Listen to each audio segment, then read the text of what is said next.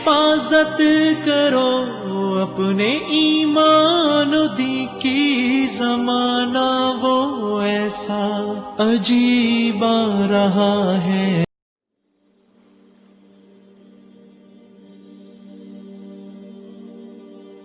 دیکھیے دجال اکبر کے بارے میں جو احادیث ہیں، ایک بات تو یہ کہ وہ کانا ہوگا ایک آنکھ سے، اس کے ماتھے پر لکھا ہوا ہوگا کافارا، ہر مومن پڑھ لے گا چاہے پڑھا لکھا ہو یا نہ ہو۔ وہ خدائی کا دعویٰ کرے گا، اور اس کی قوتیں کتنی ہوں گی ذرا نوٹ کیجئے۔ لا تضع قریۃ الا حبطها فی 40 لیلۃ، مسلم شریف کی روایت ہے۔ پوری دنیا میں ایک ایک بستی کے اندر وہ گھوم جائے گا صرف 40 دنوں میں۔ کیسی سواری اس کے پاس ہوگی، کیسی صورت والی سواری ہوگی، اب تو کچھ اندازہ ہے نا۔ آخر ہماری فضا میں ظاہر بات ہے ہمارے ہوائی جہاز 24 گھنٹے میں گزر سکتے ہیں مشرق سے مغرب تک۔ نمبر 2، اس کے 2 کانوں کے مابین 80 گز کا یا 80 ہاتھ کا فاصلہ ہوگا۔ اس کے گدھے کی ماں بین حافر ہمارے ہی حافر آخر مسیرت یومین و لیلۃ، اس کے گدھے کی ایک قدم اور دوسرے قدم کے درمیان ایک دن رات کے سفر کی مسافت ہوگی۔ اب ظاہر بات ہے اس کا گدھا کون ہے آج؟ ہوائی جہاز۔ ینادی بصوت لہ یسمع ما بین الخافقین، کنز العمال میں بھی ہے، مسند احمد بھی حدیث ہے۔ وہ آواز دے گا ایک ایسی آواز سے جس سے مشرق اور مغرب کے درمیان سب لوگ سنیں گے۔ ہو گیا کہ نہیں؟ بش کی تقریر سب سنتے کہ نہیں؟ سخرت لہ انہار الارض واسفارھا یامر السماء فتمطر والارض فتنبت، اس کے لیے تمام دریا اور پوری زمین مسخر کر دی جائے گی۔ وہ جب حکم دے گا آسمان کو بارش برسائے گا۔ مادر ذات انز اکمہا، اس کو ٹھیک کرے گا، کوڑی کو ٹھیک کرے گا۔ یہ حضرت عیسیٰ والے معجزے ہیں۔ یحیی الموتیٰ، مردوں کو زندہ کرے۔ آج جو ہے کلوننگ اس جگہ تک پہنچ چکی ہے کہ آپ کے والد کی قبر سے لاش میں سے کوئی تھوڑا سا ٹکڑا نکال کر والد بنائے جا سکتے ہیں۔ یہ دوسری بات ہے کہ ابھی بحث چل رہی ہے، ہیومن کلوننگ کی کھلی اجازت نہیں دی جا رہی، لیکن آ گیا۔ ایک آدمی کو چیر کر 2 ٹکڑوں میں بانٹے گا اور پھر زندہ کر دے گا۔ وَيَبْعَثُ مَعَهُ یا یبعث معه الشیاطین علی صورت من قد مات من الآباء والأمہات والإخوان فیاتی احدہم الی ابیہ واخیہ فیقول الست فلانا الست تعرفنی، اس کے ساتھ شیاطین جن کا لشکر ہوں گے، اور ان کی صورتیں وہ بنا دے گا لوگوں کے مرے ہوئے ماں باپ اور بھائیوں کی سی، اور وہ آ کر کہیں گے دیکھو میں تمہارا باپ نہیں ہوں، پہچانتے نہیں مجھے، میں تمہارا بھائی نہیں ہوں، پہچانتے نہیں ہو مجھے، ارے میں تمہاری ماں نہیں ہوں، پہچانتے نہیں ہو، یہ خدا ہے، اس کو کرو سجدہ۔ عام کفر و الحاد۔ اور ایک بات جو سب سے اہم ہے جو آج شروع ہو چکی ہے اور میں تفصیل بیان کر چکا ہوں، کائرو کانفرنس اور بیجنگ کانفرنس اور بیجنگ +5 کانفرنس، اور وہ بھی یونائٹڈ نیشنز کے تحت،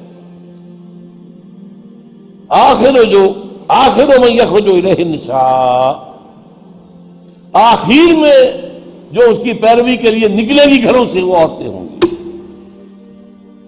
حتی ان الرجل لیرجع الی امہ وابنتہ واختہ وعمتہ فیوثقها، یہاں تک کہ ایک بندہ مومن جائے گا دوڑ کر اپنے گھروں میں، اپنی ماں کو، بہن کو، بیٹی کو، بیوی کو باندھ کر جکڑ کر رکھنے کی کوشش کرے گا، اور وہ رسیاں توڑا کر اس دجال کے پیچھے بھاگیں گے. وہ نقشہ ہے آج. ایک حکم پر یہ شیطان مشرف جو ہے ہمارے ہاں 30% سیٹیں سب عورتوں کے لیے مقرر کر دی. بھائی امریکہ تک میں نہیں ہے تو ان کی پیروی کر رہے ہو، وہاں بھی نہیں ہے. یہ ہم ان سے بڑھ کر ان کے مقاصد کی تکمیل میں ان سے آگے جا رہے ہیں. اب دیکھتے دیکھتے ہماری بات کو دیکھ کر انڈیا کے اندر بھی آیا ہے کہ 30% سیٹیں سب کی جو ہے خاص کر دی جائیں عورتوں کے لیے. وہاں وہ نہیں ہو پا رہا.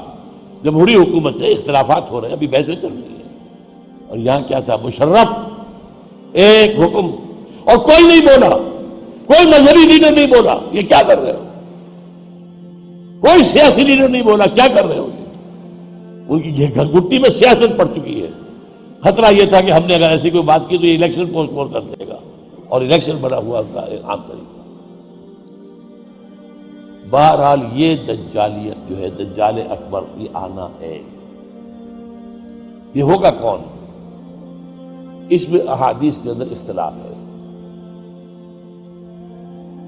ایک واقعہ یہ بھی ملتا ہے کہ حضور ہی کے زمانے میں یہودیوں میں ایک بچہ پیدا ہوا، ابن سیاد.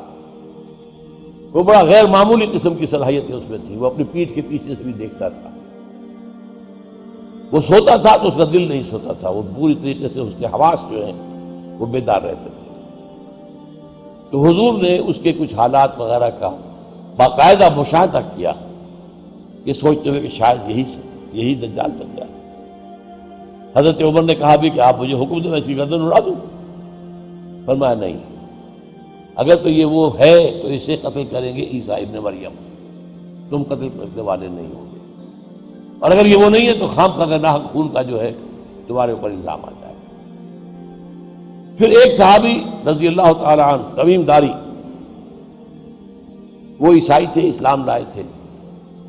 وہ کسی بحری سفر پر گئے تو طوفان جو ہے ان کے جہاز کو لے کر ادھر ادھر کئی ایک مہینے تک، اس سے بھی زیادہ، موج ادھر لے گئی پھر ادھر لے گئی پھر ادھر لے گئی، حتیٰ کہ ایک جزیرے میں جا کے ان کا اترنا ہو گیا. وہاں کوئی نہیں تھا، غیر آباد. اندر کچھ گئے تو انہیں ایک عجیب سی مخلوق نظر آئی، جساسا، کہ نہ اس کا پتہ چلتا تھا منہ کدھر ہے دم کدھر ہے. اس نے کہا تم کیا کرنے آئے ہو؟ دیکھو فلاں صومعہ ہے، ذرا ادھر جاؤ، گھنا جنگل ہے، وہاں جو ہے ایک صومعہ ہے، چرچ ہے، اس میں ایک آدمی تمہارا انتظار کر رہا، جاؤ. وہاں گئے تو دیکھا کہ ایک بہت قوی ہے، بہت لمبا چوڑا، رسیوں میں اور چینز کے اندر جکڑا ہوا انسان، انسانی شکل. اور اس سے پھر مکالمہ ہوا، کچھ سوالات کیے. کیا بحیرہ گلیلی میں پانی ہے؟ کہاں جی ہے. اچھا، ایک وقت آئے گا کہ پانی نہیں رہے گا. حضرت عیسیٰ علیہ السلام کی آمد کے بعد جب یاجوج ماجوج آئیں گے تو یہ سارا پانی پی جائے، کوئی قطرہ نہیں بچے گا.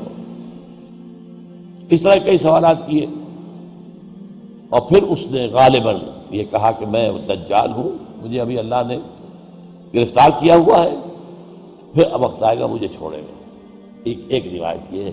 جب حضرت آئے تمیم داری تو حضور نے پھر اعلان عام کرایا، مسلمانوں کو جمع کرایا اور انہیں یہ سارا تمیم داری کا واقعہ سنوایا.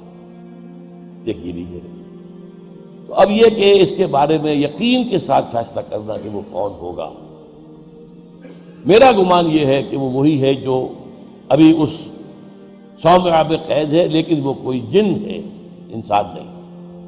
عزازیل جو شیطان لعین ہے، اس کا کوئی بڑا جنرل ہے، جو کہ آخری وقت میں آخری امتحان کے لیے انسانوں کے اللہ تعالیٰ کی طرف سے اس کو چھوٹ دی جائے گی. اور یہ ہوگا حضرت عیسیٰ علیہ السلام کا جو حکومت کا دور ہے 40 برس اس کے آخر کی، اور اسے بھی پھر حضرت عیسیٰ علیہ السلام ہی قتل کرے.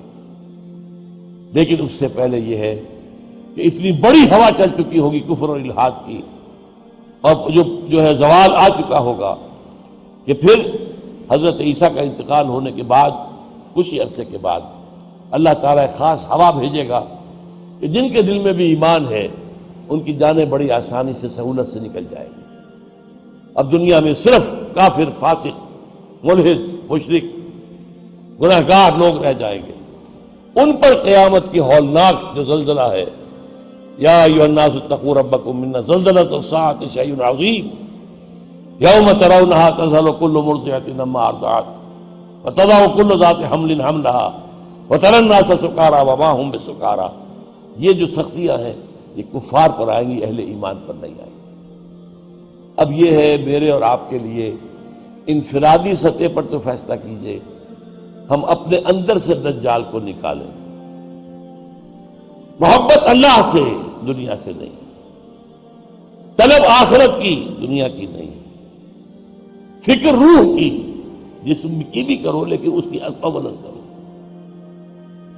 اور وہ نظام قائم کرو جس میں حقیقت اللہ کی ہو، جس کے معاشی نظام میں سے سود اور جوئے کو نکال کر باہر کر دیا گیا ہو. معاشرہ وہ ہو جس میں عفت و عصمت کی ویلیوز ہو، شرم اور حیا کی ویلیوز ہو، خاندان کا ادارہ مضبوط ہو. یہ سارا کام اجتماعی سطح پر. اور خود اپنے ایمان کو اتنا مضبوط کرو کہ اگر ہماری اپنی زندگی میں وہ دجال اکبر کے آنے کا وقت ہو جائے تو ہم اس کی سختیوں کو جھیل سکیں، برداشت کر سکیں، ان امتحانات میں سے گزر سکیں اور ایمان کے اوپر ثابت قدم رہ سکیں. اللہ تعالی ہمارا مددگار ہو. اقول قولی ھذا واستغفر اللہ لی ولکم ولسائر المسلمین والمسلمات. حفاظت کرو اپنے ایمان دی کی، زمانہ وہ ایسا عجیب آ رہا ہے